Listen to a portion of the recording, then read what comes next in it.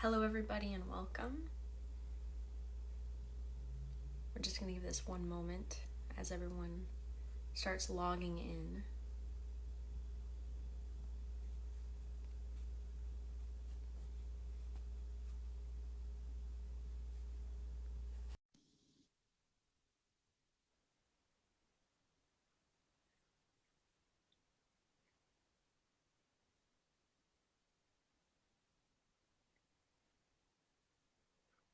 Welcome, everybody.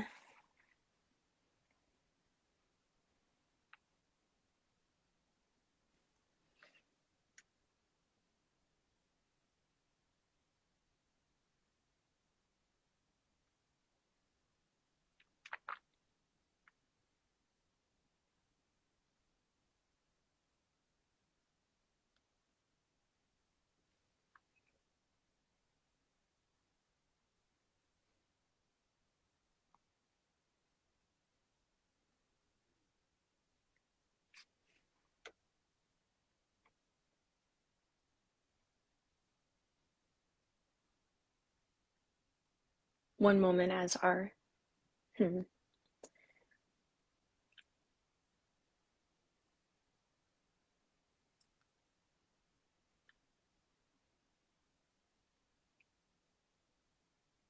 There we go. Hello, Kayla. Hi. It's nice to meet you. Yeah, you too. Thanks for having me. Yeah, thanks for being here with us.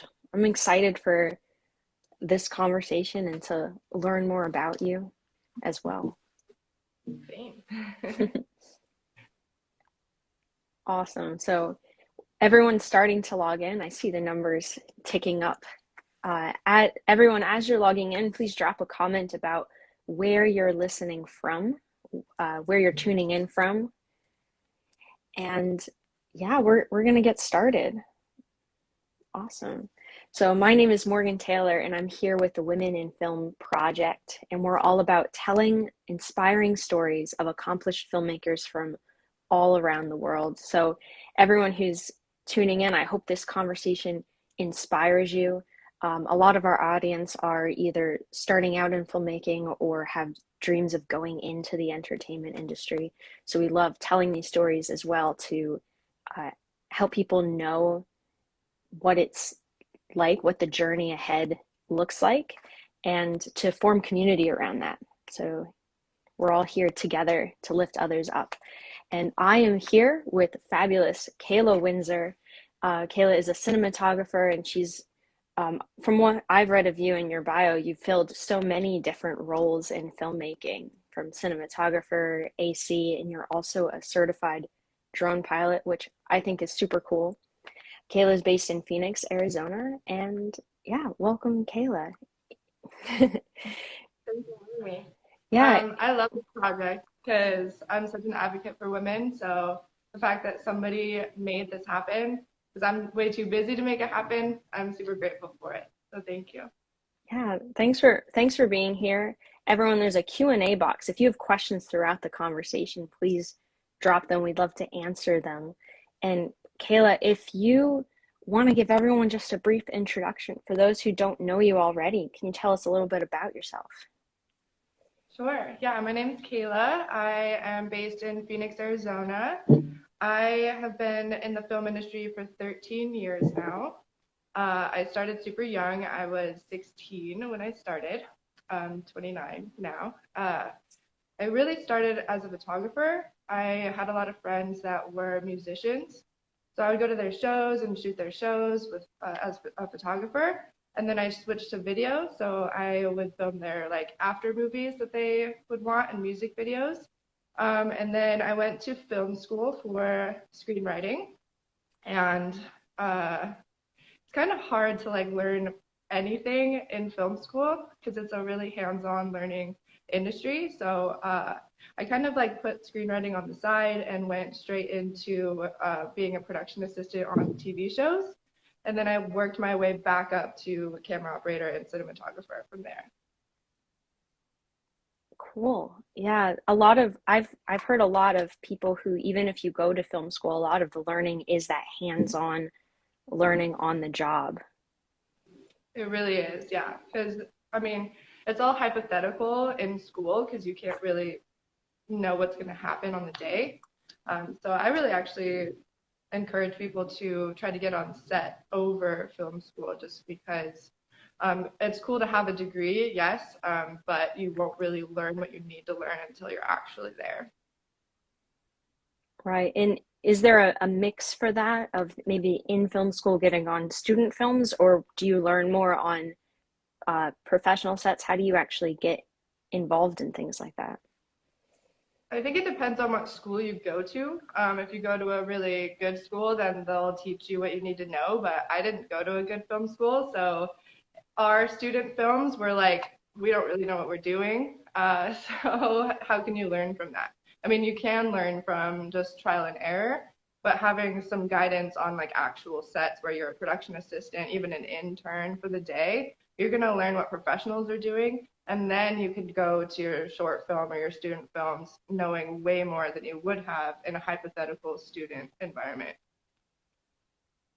Yeah, awesome. And how much, as because now you've been in the industry for a long time, do you still learn when you're on film sets? Is it a constant learning journey for you?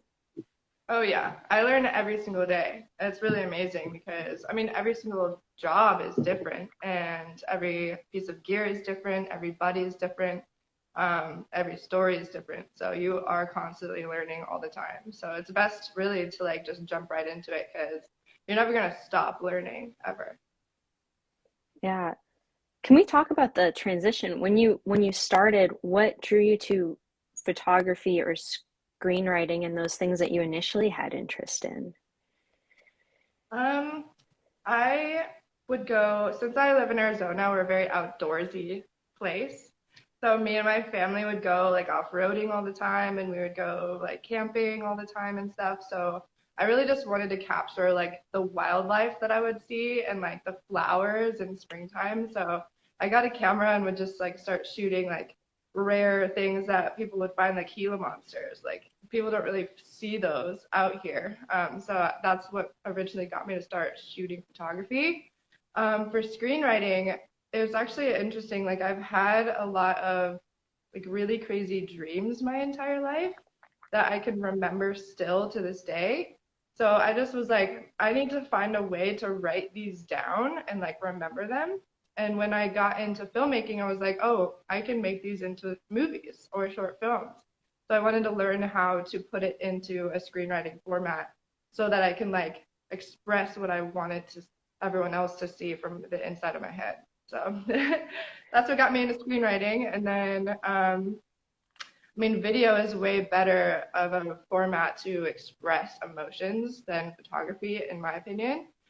So it just was like an easy fix to move from photography into video. I like that because it's almost the next evolution when you talk about something that's maybe a 2D sketch.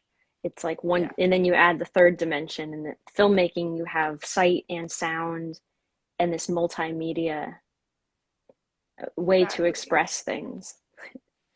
Exactly. I love that. Yeah. So when you, I have a few questions here for you, and I also have questions from our audience and people who submitted questions in advance. But as I'm pulling some of these up, someone wants to know what's the best way to get acknowledged by a potential employer in the industry? And I interpret that as almost how do you stand out or get noticed or get hired in something like what you do? That is a really good question because sometimes I still have no idea how people find me. I think, well, a lot of film industry is word of mouth. So it's getting yourself in front of people. How I started after I graduated from film school was I literally Googled Pheonix production where I live. I was just type in to Google where you live and production and just look at all the websites that pop up, call them. I called the Arizona Production Association from my Google search and I was like, hey, I just graduated. I don't know what I'm doing. Like, can you help me? And they actually put me into contact with a bunch of production companies that then hired me as an intern production assistant. And then from there, after learning as an intern, I met everybody in town from that show, and then they were like, "Hey, we remember Kayla from that job," and that's how I started. Now, since I've been in it for so long, it's more like putting your work out there, make your website, a cinematography reel. Instagram is a huge thing for me. Even just showing behind the scenes of stuff that I have an NDA for and I can't share anything else about it. People are like, "Oh, she knows how to use that camera." And she's in Phoenix, so we need somebody who can use that camera in Phoenix, and so they'll talk to me. I Yeah. love that. A lot of that sounds like just putting yourself out there. And even Yeah. initially, you reached out, you Googled, you were like diligent about looking for the work. Yeah, and a lot of like every city has a film office too. And I'm sure they have a website of like all the local people that are in your city. So really just Google your town that you live in and reach out to people because especially if you're willing to start as a production assistant, you're gonna get in everywhere because everyone always needs a production assistant. And then tell them what you want to do. If you want to be a cinematographer or not, then you'll be an AC, and then you'll be a camera operator soon. Awesome. And those are good ways of shadowing what you want to do and almost starting at a place where you can grow. Yeah, yeah, and that way, like even if you don't want to be in camera, you can like really look at what department you want to be in, and you can't really ever tell if you go straight into a department and that's it. If you're a production assistant, you have to help everybody, and you can choose which direction you want to go. Did you know right away that you wanted to go into cinematography, or did you maybe jump around to those different departments? I was really lucky, and I knew I wanted to be a cinematographer since I was like 11 years old. So that's been like my goal, and I'm never gonna stop. So I'm lucky, but a lot of people like I have friends that started with me as a production assistant that they're still PAing. And that's totally fine. Like you can make a lot of money as a production assistant, but as soon as they find something, they're gonna be able to do it because they have years of the like community of behind them. So as soon as they decide, we're like, okay, let's go. I like that. And I also like how that advice, and for anyone listening, you can get involved in film no matter where you live. A lot of the interviews we've done so far are people who were in Los Angeles or in New York or these bigger production hubs like Atlanta. But to be able to find the work and start wherever, that's really an open door for a lot of people. Yeah, I think it's interesting that everyone thinks that you have to move to LA or New York to work full time in the industry. And like, yes, if you want to go bigger, faster, that is where you should go. And I've been on the fence of moving to LA myself, but there's so much commercial work, there's so much freelance work in every town in the US. Like people need video, especially now, since it's so prominent in like all business to make video for them to succeed as well. Like you can be in like the smallest town and still succeed. So Yeah. Do people ever call you from to travel to different jobs, or are you still in the Arizona area for the most part? I'm mostly still in Arizona, but I have traveled. It does just come from meeting somebody that probably came here, and then now they want me to come there. That's happened a lot. Or just friends like that moved from Phoenix to LA, and now they want me to be on their movie, so I go out there, stuff like that. But then there's also jobs where like the production company came from Phoenix and they're like, hey, we're going to this place, come with us. So you don't have to be based in LA to be able to travel for work either, which is really cool. Oh, I love that. And what an encouragement again for anybody on the call. How important is networking then, of staying in contact with people or being the person they think of when those jobs come up? I think that's the most important thing ever. Luckily, social media has been the biggest way that I've been able to keep in contact with people. I have people that I worked with when I was like first starting as a production assistant who has seen me grow back into a camera operator. And like 8 years later, are like, hey, you're finally at the level that I needed you to be at. So I'm going to hire you now. And it's because they've just seen me posting on Instagram for years. And it's just, yeah, reach out. There's production coordinators in town that if I haven't heard from them in a long time, I'm like, hey, like, do you need me to bring you a coffee? Even though I'm not on your set, I'll bring you something just to say hi. And then that will be like, oh, she's really nice. I'm going to hire her next time.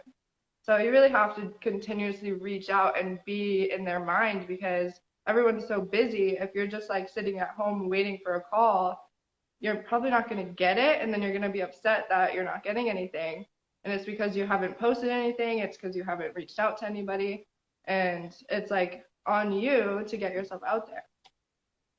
For people who might be afraid to do that for whatever reason, to reach out to, that could be the fear of people saying no or being rejected. What would you have to say to them? I say if it scares you, that's the best thing you should be doing. And it is scary. Yeah. So start with the text. You don't have to call them, just text them. Hey, I'm new here. This is my email address. I want to be an intern production assistant. That's so if you can't do that, it's going to be really hard to survive this industry. Um, so I would just say start small, email them, text them. You don't have to call people. You don't have to show up to networking events that you don't know anybody there. But I do encourage you to do that. If you can call them, call them.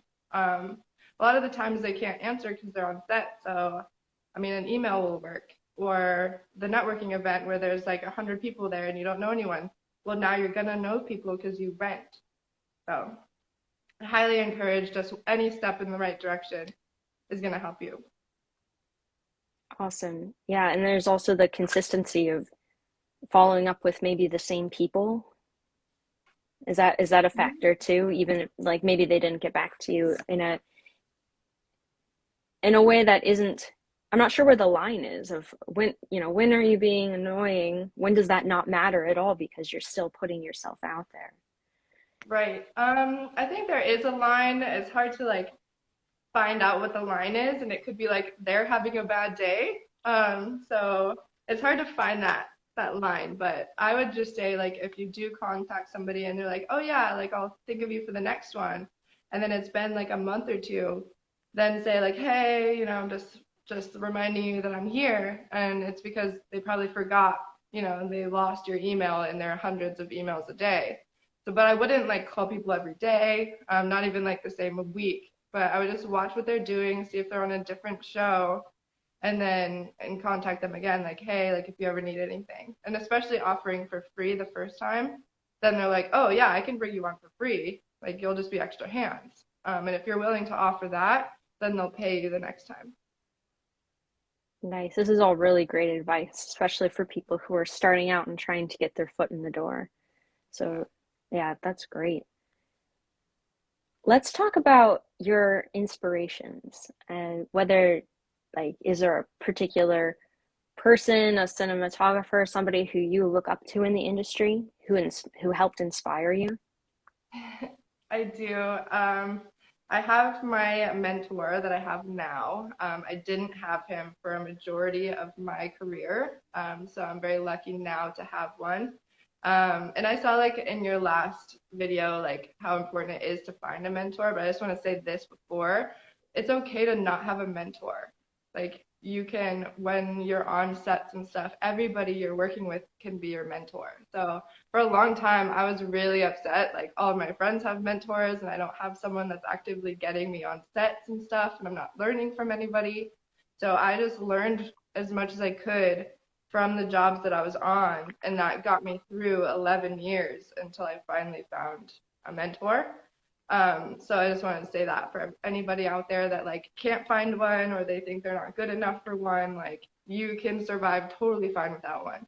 But my inspiration is my mentor that I have now. His name is Sean Savage, and he was the A camera operator of every episode of Game of Thrones, Oh, which is wow. insane to me. Yeah, so he just has worked with every possible camera technique and every camera angle that you can think of. So it's really cool to, if I want to create something, I can just call him and be like, hey, so in this episode, when you did this, how did you do that, and how can I do that on like a way cheaper scale, because I'm not anywhere close to HBO level. And it's really just cool to have people that you can learn from in that way of like, no, you don't need this, and this is what we used. And yeah, so he's very inspiring to me. Just because also like he told me a story of how he got the job, which he wasn't hired on Game of Thrones in the first place. He came in to replace somebody who like got sick or something on a day. He was day playing for one day, and he was on C camera, which is like you get like the coffee cup or like whatever is like the least important stuff for the scene. And when they were rolling, he shot like 100 shots for them, and because he did extra work that they didn't ask for, they actually replaced the A camera operator with him because they're like, we like your style and you're actually going to be hired for the rest of the show. So that's like a really interesting story for me of like, yeah, you're only going to be a day play, so why try hard? But he did over the top work for them and then got replaced for the whole 10 years. So Wow. that's super inspiring to me. I love that. And that's a big testament too to generosity, where sometimes even uh, in the conversation of mentoring, when you mentor somebody else or you give advice or you're looking out for other people, that's generosity. But also when Yes. you're on sets, going the extra mile goes a long way because people see that. Mhm. Yeah. Yeah, definitely. He's a very big advocate for women in the camera department as well. And that's like how he reached out to me and other women. He has like 10 of us now. Um, but he lives in England, but over there they have a very strict like placement of there has to be at least one female on the camera department at all times. If there isn't one, you're doing something wrong.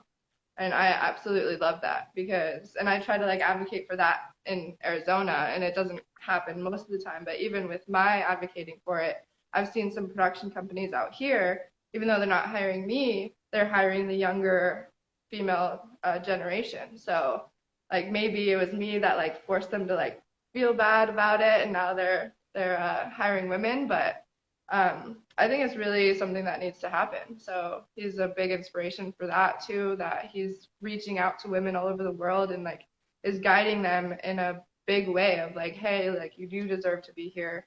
And look, like here, I'm gonna get you on if you can come here. So Yeah, it's building a place for other people in the industry. And we talked about that on previous conversations, the responsibility sometimes of people who have the ability to push for that, to yeah. make a way for people on set. Yeah, he's super about that too. Because he explains it as like, yeah, I know how to do it all, but I'm going to retire in like 10, 15 years. If I don't teach other people how to do it, how are they going to learn what I know how to do? So the fact that he's encouraging everybody in England to be like that is a big deal. He started the Association of Camera Operators, which is not for DPs, not for cinematographers. It's for camera operators specifically, because it's different. And so in this group, it's like a huge WhatsApp group chat that we're in with like it's like me who's like barely in the industry like level wise, and I'm listening to like the guys who filmed Harry Potter and people that are on Indiana Jones 5 and talking about their days at work. And the whole chat is about encouraging, like, hey, do you have a female on your team? Like let's switch out a bunch of people on your set so that they're all learning from you guys. So I think that's a really big deal that they're working on in England. I'm super excited that that's happening.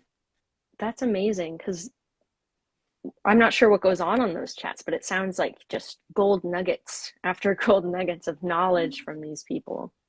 Yeah, it's really cool too because I mean, not to go super deep into it, but they Sure. like post jobs in the chat.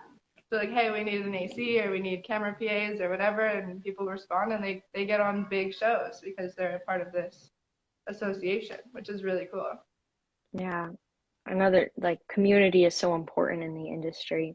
And something you said earlier really resonated with me when you said that you didn't have a mentor for so long. And I think a lot of people sometimes kick themselves when their journey looks different than somebody else's journey. And Right. just if you wanted to speak for a moment about how everyone can and should and does have a different journey or a different way of getting where they want to go. But that's, if your journey doesn't look like somebody else's journey, that's okay. Yeah, that took me a really long time to get over, actually. It took me like 10 years to get over that because I have a lot of, especially as a female in Arizona, they're not the most female friendly here, even though they probably want to say that they are. So a lot of the times, like when you're being taught as a camera assistant that you have to work up the ladder, and I worked up the ladder, and then people below me are getting jobs higher than me. I was like, something's wrong with me. Like, why didn't they like me? Like they're mentoring these people, so maybe it's me that's the problem. And it was just that they got along better. It had nothing to do with me. It was just right timing for them. And I shouldn't feel bad. Like, I shouldn't be like jealous of these people for getting it. I shouldn't feel bad that I didn't get it because in my not being mentored by those people, I got my mentor now. And I wouldn't trade it for the world. So I would just say like be patient because um, it's gonna happen for you, whatever it is that you want.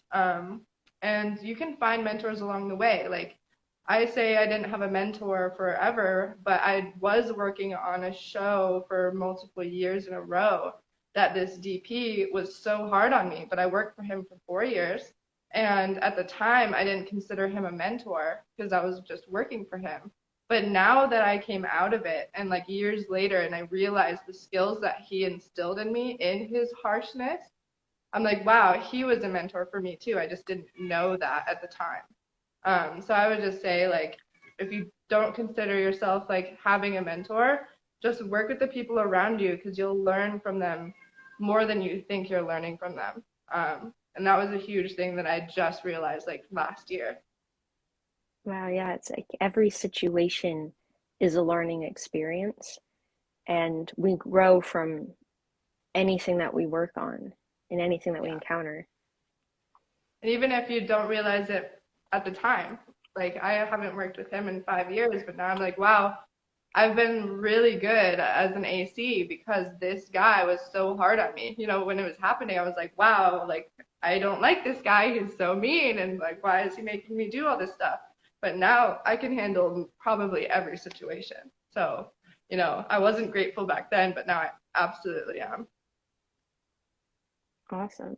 In the spirit of, as, as we say, telling people stories, I'd love to hear more about your journey. And as you said, it is different than others. Is whether that's experiences that you've been proud of, things that you've accomplished in your career, anything you want to talk about there? Sorry, my cat. I'm sure you can hear my cat. Like, yeah. Um, All good, all good. I I think my journey is just a bit different because I have spread myself out like all over the place. So I've like where like people in Arizona, they just work like for the same people and then they raise up with the same people and that's totally fine. And I dream about having my own team one day. But since I haven't been like really invited into those groups of people, I've had to like figure it out on my own. So it actually I think has helped me because I'm working on a lot of the projects that come from out of town. So I'm learning from people from all over the world rather than just the same people in Arizona all the time, which has helped me immensely. But in not having the community that I wanted to have in Phoenix, my community is all over the world. So I have friends in LA, I have friends in Atlanta, I have friends in Florida, all over, and in England and in Australia. So because I've had to reach out farther than Phoenix, it has been harder for me. But in the long run, in my future, I have a whole network of people that if I need to go to Atlanta, I have somewhere to stay. I have a whole crew to work with. Um, so I think that's something I had to get over too is like, wow, I really wish I could have this where I live, but it's actually beneficial for me to have been alone to have to reach out farther because it's just making me grow bigger than I probably would have if I wanted to stay in Phoenix the way that I thought that I wanted to. That's awesome. And the global community is so powerful. You know, people who are going after similar goals and who are looking out for each other along the way. Yeah, it's super important. So I think I would just say like don't just focus on your community itself. Like social media has really helped me. Where I don't really have a community here in Arizona, I have people all over the world that celebrate the things that I accomplish. So if they're not physically in front of me, they are out there. So I would just say like you aren't alone. Just reach out farther. I love that. And we have some questions in the chat box I'm pulling up here. What's what's your favorite aspect of being a woman working in film? Hmm, that's interesting. Um, I think it has to do a lot with like the competitiveness. I'm a very competitive person, so being a female in a male-dominated industry, I just like to prove everybody wrong all the time.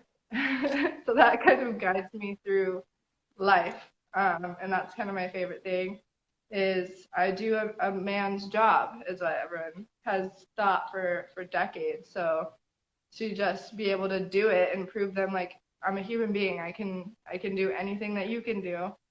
That's my favorite part. And then also like women are softer, so we are able to tell stories in ways that nobody else can. No guys can because we're more emotional. We get deeper. We see things differently. So I just love to see that women are able to tell our side of the story a lot more now, and I think we're benefiting from it as a society and humans in general. I love that. When in terms of storytelling as a cinematographer, are there ways that you evoke emotion, whether that's like lighting or different things that come to mind there? Yeah, it has a lot to do with lighting. You really have to really understand what the scene is supposed to be telling before you even start. So it does have a lot to do with lighting. But also, I'm somebody, and this is what I tell all of my directors all the time, is like when I'm filming a shot and they say cut, I keep rolling because when the actors think that we cut, that's when the real emotion comes out. So I always like hold it for a couple of seconds because like if somebody's crying and they say cut, then they're like, oh, okay, I'm done. But it's that last little sigh that they're gonna want in their edit. So that has a lot to do with how I film. I love that And it also, becomes more fluid. I'm Oh, go sorry, what? ahead. I said it I was becomes more fluid. Yeah, yeah, and it's easier for the edit later because you have a couple more seconds to play with, rather than just like cutting it. There's really you can't use the shot afterward. Um, I forgot what I was gonna say. We were talking about um, that magic moment when you keep going, when you cut in the emotions. Oh yeah, I especially with like younger directors and writers and stuff, they like to write their screenplays in a way where like they tell it with words. So like their actor is saying what they should be actually acting. So when I have the power to, I'll film it the way that the director wants it to be filmed, like the actor is saying the line. But then I'll ask like, hey, can you just act it out without saying the line too? And just try to like convey what you said with your face. So I do that a lot. I try to say like, hey, let's like do it, but not say a word. And then they usually actually like that take better because you didn't have to say what you had to say if you could act it out. I like the power of that position too, of you're able to add something and tell the story in a new way, something that's even more powerful. Yeah, I think it's more powerful. I try to be silent a lot. Like if I could tell a whole story without words, that's like my goal in life. So, and then obviously like you'll need dialogue in the places that you need dialogue, but if you look back at all your favorite movies and stuff, the most powerful scenes they're not talking, the ones that you remember. So I try to like push for that, especially with newer directors that haven't really seen that happen before. And then that way they have double. They have the line, and then they have one without the line. So Yeah, awesome. I have another question here, kind of related. What are some of the best resources for someone who wants to learn about more advanced lighting? I would say again, get on set, but be in the gaffer grip department. Um, they're the ones who are going to teach you how to light, and in every aspect, you're not going to know what to tell other people to get out of the truck unless you know what it is yourself, and why they use it. So in your being a production assistant, if you're just starting out and you haven't chosen a department yet, hang out with the G&E guys. They're always so nice. They're willing to help you. They're willing to teach you everything that they're doing. And if you can learn like why they set up something the way they do, and what it looks like in the monitor afterwards, that's the best way you're going to learn. And then there's a lot of like YouTube stuff. Like, don't be afraid of YouTube. I get a lot of questions all the time, and I'm like, hey, YouTube exists. There's a lot of people who have taken a lot of time in teaching you exactly how to light something. Um, and so I would just look at those people. Yeah. Are there certain types of projects that you love working on, or certain types of stories that you like to tell? Yeah, out here in Arizona, we don't really have movies much. So that's not fun for me. I do a lot of commercials and documentaries, but I really want to switch over to narratives full time. Like if I could do feature films and narrative TV shows, where my favorite would be like sci-fi or something like completely out of this world made up, like even like a historical piece or anything else besides real life right now. That's what I would like to do. Yeah, is there a certain thing that draws you to that, whether it's sci-fi, fantasy, or something different?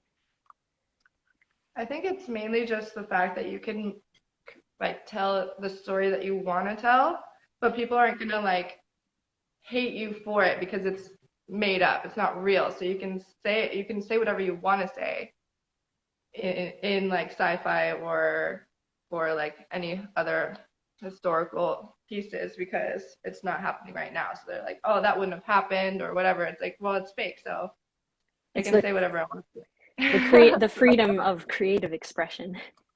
Yes, yeah. And then also like my favorite part about it is like there's like hair and makeup and like costumes, and you can go crazy with the lighting, and like the whole team can really express their skills, and that's what I really want to do. Nice. I'm looking for more questions here.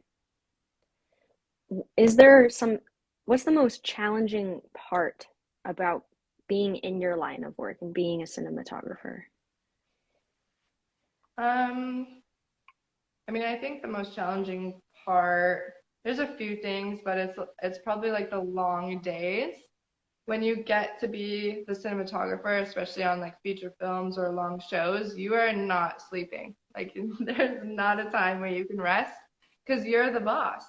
And it's your job to get everyone else on the same page. So even when we work a 12-hour day, which is actually a 13-hour day with lunch, you're meeting with the director afterwards and beforehand.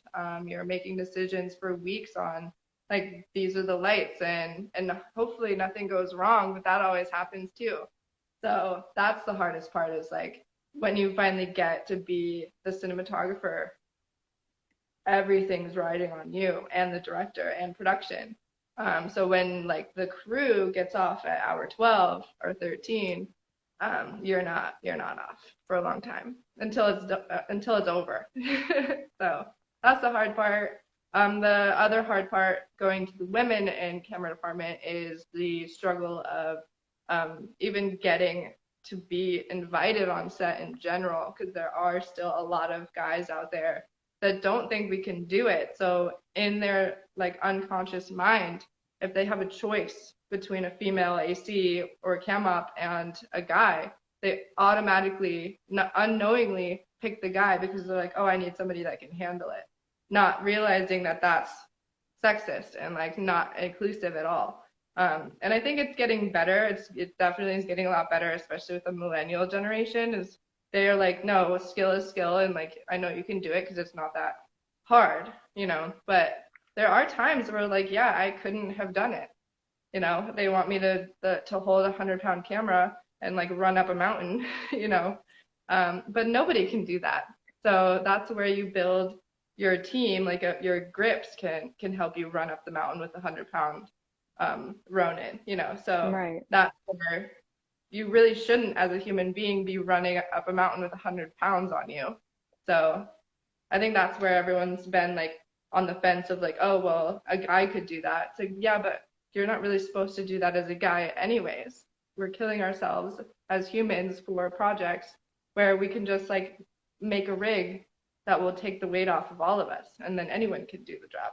So it's definitely changing. It's getting a lot easier for us. There's a lot more invitation for women in the camera department specifically.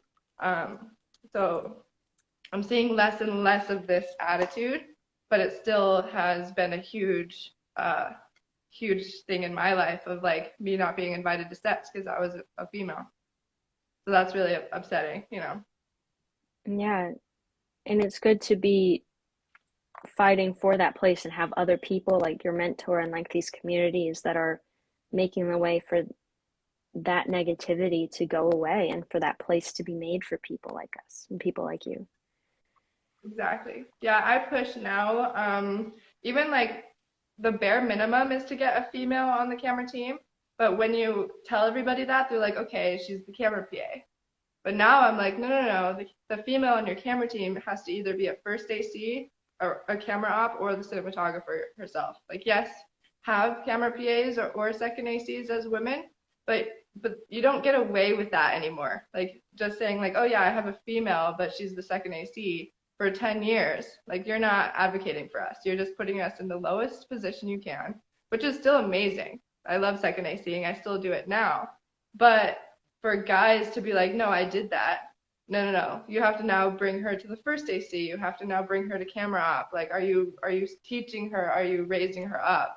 And so now that's what I'm advocating for because there are a lot of ACs that are women, but are there camera ops now? Like, are you allowing us to grow at all? And so that's the big Right, that question. that opportunity for growth and that promotion. Yeah, Another thing you said about even when you're carrying 100-pound camera, it reminded me of thinking smarter, not harder. And I'm curious how much innovation and creativity in terms of the technical side goes into your job. that has everything to do with it. So when you first get a project, you're talking to the director and they're telling you what you want to do, what the location is, the emotion that they want from it. And in those conversations, you're like, okay, so I'm going to be on a mountain with 100 pounds gear. Like, can I just like fly a drone instead? You know? So you really just have to, that's like the most important part of your job is to figure out how to get those things done the easiest, fastest, but most beautiful way that you can. But that goes in, like, I'm a cinematographer that's like not a nerd. There's a lot of like camera department, they're nerds. Like, we are all very big nerds. A lot of the guys that I know, like, build their own cameras, they're building their own drones, they have like 3D printers, making all their AC stuff. That is not me. So, a lot of other guys can like really build pieces for each shot and like I would just for me not being able to do that kind of stuff I would hire those people to help me so that's where you get the big crews is like hey my grip team needs to build this rig for me I don't know how to do it but they do so you just have to surround yourself with people that can support you in the areas that you're not able to. Yeah, we talked a lot about networking and kind of looking for the people who help get you in the right places, but what about collaborations and almost the not necessarily down the ladder, but surrounding yourself with the right people on your team? How important is that? That's just as important. That's like the whole networking thing too, because like my peers are the ones who hire me the most. Like they'll get a job, like my gaffer and grip will get a job and they're looking for a camera operator, so they're gonna tell them about me. So that's really big. But then when you get your project, like you want the people who are gonna be ride or dies for you. They're not gonna fight you. And if they do fight you, like it should be constructive. Like, no, we're not gonna do that because this is way easier, rather than like, no, like you're a woman, I'm not gonna listen to you kind of attitude. So and that has never happened to me actually, so I'm just making that part up. But yeah, it's very important to have a team behind you that can fill in the spaces that you're not capable of doing yourself, and finding those people along your journey. I just had a project where I didn't have enough money for the guys that I wanted. And it was unfortunate because I like really needed them to be there and they couldn't be there. So the things that I needed to be done weren't able to be done. So it's hard to find people that are good for like, the smaller projects. You have to sometimes get more money for the people who are that skilled. So, but one day I'll have enough money for them and it's gonna be a great time. Absolutely. For you, is it like that casting a wide net and knowing a lot of people, or having a few great people that you trust for projects? I have been struggling with that too. It is very hard to find like a group of people, especially like where I live. So I have a feature film coming up like probably in October, and I've been like trying to vet some of my guys out here in Arizona, but like they're so busy too. And like there's been times where like they haven't showed up for me. So I take that into consideration, like I would show up for them if I could. So if people aren't showing up for me, like not realizing that in the future I'll have a whole feature film for them, then I have to reach out to my California people and my Atlanta people, and I would rather fly people out and have them on my project because I know that they'll be there for me. And that's unfortunate because in Arizona we're trying to get like local hires and keep the team here. But if you're not going to show up for me, I have to go elsewhere. Yeah, how important is the that friendship and that camaraderie with the almost versus skill? Like, which would you rather have, someone who's the best of the best or someone who's there for you? I think there's a healthy middle ground there, because you you have to have both. You really do. So, I mean, it depends on the project, but let's say I was in the middle of the desert and I needed somebody who was kind of an asshole, but he knew what to do. I would hire him because he could get it done. But I would hire people around him that could be the cushion in between that, the people who would be like on my side in that scenario that could like we could like guide him to do the things that we want. But I think you have to be both. You have to be skilled and you have to be part of the team. So that's a huge thing. Got it. So I'm curious, in the as we talked about your journey, it was like your early career, what you're doing now. What are some of your either projects that are upcoming or also big dreams that you have that you're going after? So my big dream is to camera operate a Marvel movie or a TV series. That's my main goal in life. I've been such a fan of theirs forever, and now that there's so many options, I feel like I can definitely get it done soon. I would have to probably move to another state in order to be considered. So that's probably what I'll have to do in the next couple of years. Um, but like more recent, I just shot a film trailer to get funding for the feature I was talking about in October. And so they're working on getting the funding right now. And so that will be actually my first like big budget feature film that I've DP'd. Um, and so I have DP'd two feature films already, but they were like $40,000 and less. And we got it done and they look amazing. But this will be my highest budget and the most technically difficult shoot that I've ever done as the leader, as the cinematographer. So I'm excited about that. I'm hoping that it does come in October. If not, it'll be like next year sometime.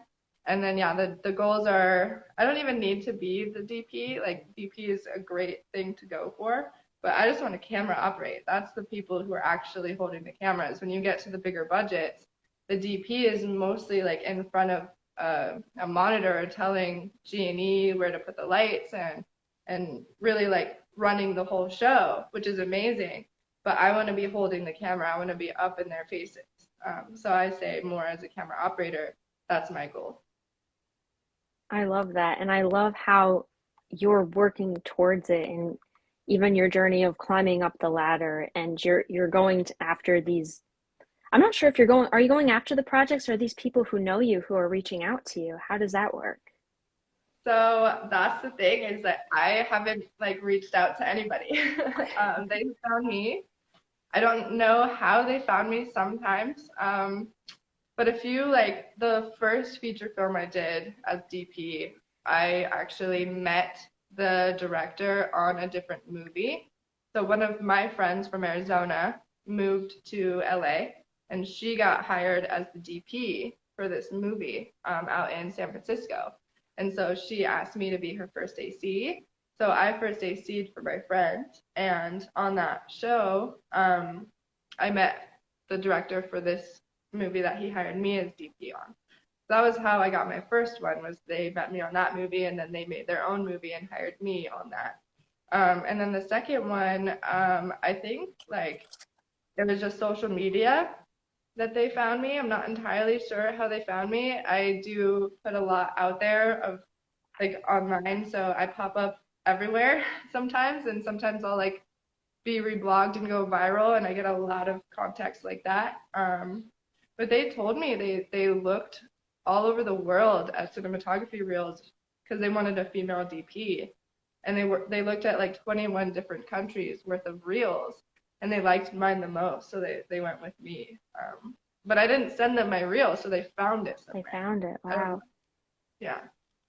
That's a big testament to your skill and your how you're mastering the craft as well. That people land on your work and go, "Wow, I want her on my team." Yeah, and it blows my mind because that reel that they watched is like 8 years old. Like I have not updated my reel. So if I could just get it together and get my new reel out, I don't know what kind of jobs that I would be getting. So Yeah. I really need to work on that. On that note, we just got a question in. Somebody is asking, do you have any recommendations on how to cultivate that online presence as a filmmaker to get that attention and eventually have people reaching out to you for work?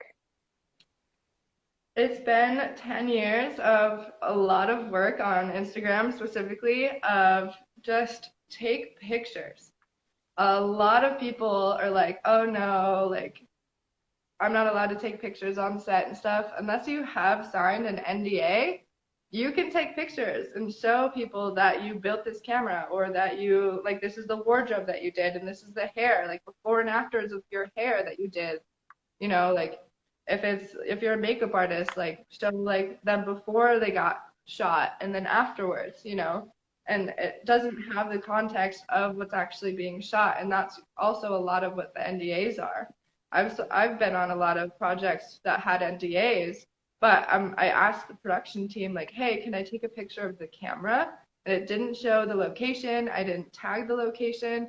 I didn't show it was on screen. I just showed that I built this camera and nobody knew what it was for, and it didn't actually like break my NDA contract. So I was able to then, not posting the location or anything, say, hey, I built this camera and this is my skill. So I would just say that of like, even if you're on an NDA, ask if you're allowed to post this if it has nothing to do with like what's actually being shot, because that's what the NDA is really about. Like you're not allowed to show what's on the screen itself before it's released. And then sometimes, yes, like if they say no, don't do it, then don't do it. But it was a lot of stuff that I got more jobs on because they're like, oh, you know how to build reds? Okay, now I need you on my project. So I would just actively post all the time. Like people don't post as much as they should at all. I would say like at least 2 times a week, and tag the Instagram profiles of what you're using. I do a lot of like if I'm shooting with a red digital cinema, I literally tag the tripod that I'm using, the monitor that I'm using, the batteries that I'm using, and then they'll reblog me, and then their only audience are filmmakers. So if they like my photo on their page, they're gonna follow me, and then they're gonna bring jobs to me. So it's very important to post and to tag people. That's so helpful. And yeah, I think that's very helpful for our audience too. And I think one of the biggest takeaways I'm getting from hearing your story is also that boldness. You're like, just ask, just reach out, just Mhm. text, just tell people that you're there, and to see how far that can take you is huge. That's super powerful. And I think that's part of how people are finding you. You're doing a great job, you have the skills, but you're also just putting yourself out there, and that's so inspirational. So thank you for sharing about that. Yeah, no problem. There's like a downside to it too, because a lot of like the bigger people, especially on like union shows, because they're on like the super hard NDAs, where like if you're working on Star Wars, you definitely don't share that information. So I have gotten messages from people that are on shows like that being like, we can't hire you because you're gonna post the Star Wars like photos, and I'm like, if I was on a Star Wars shoot, I would not be shooting behind the scenes. So you have to be very careful with that line. Really make sure that you don't have like the costume in the background that you're not supposed to release in your photo. Just be very careful with that, but it's also very important to show that you were there, that you were doing something. So Yeah. Do sometimes the NDAs have, like, without express written permission, like if somebody says, yes, you're allowed to post this, or you ask for permission, that, you find those ways where it's allowed versus like, okay, I'm not going to do it. yeah, it just depends because I think it has a lot to do with what you're working on. Like I work on like a lot of commercials, so it's like it's gonna be on TV in like 2 days. So, Right. if I'm working like I've never worked on a big project like Star Wars, but that is an example of like I would not be shooting any BTS of anything on that show because I don't want to get fired. But if it's like less important in the way of like this commercial is for like discount tire or something like that, like as long as I don't have the tire in the shot, like it really most of the time does not matter. And you just ask production if you're allowed to even show them the photo, like take it and be like, hey, can I post this? And not tag anything besides like the camera stuff. They usually don't care. They really don't. Awesome. Well, we're winding down. We're about to hit the hour. For everyone who's listening, thank you for being a part of this conversation. Kayla, it's so wonderful to have you here. Make sure you follow Kayla in the work that she's doing, and all of the social media that you're building. I'm excited to stay connected with you and see your career continue to progress. And like one day I'm going to see your name in those Marvel credits. I love watching the credits and being like, oh, yes, like I'm going to be there one day. And one day we're going to see that. And we're excited to watch you go for your dreams. Is there anything you want to end on? You want to say any advice you want to give to women filmmakers? Yeah, I would just say you're gonna get like kind of attacked by guys your whole career. They're not gonna realize that they're doing it. It's kind of an unconscious thing of like, especially in camera, the things that they do the most is like, hey, let me carry that camera for you. And that's been the most annoying thing of my life. But just take it as like, it's not anything you're doing wrong. It took me 10 years to figure this out. It's not you. It's not you. And just kind of take it as like, oh, they're trying to help, but like not in a negative way. So I would just leave you with that. And then also like anybody who watched this, if you guys want to message me and get more advice, I'm open to that. You can DM, and I'll teach you my Instagram ways, and feel free to ask any questions. There's no dumb questions. I'm open to everything. Amazing. Yes, everybody reach out to Kayla. I'm excited. This was so wonderful.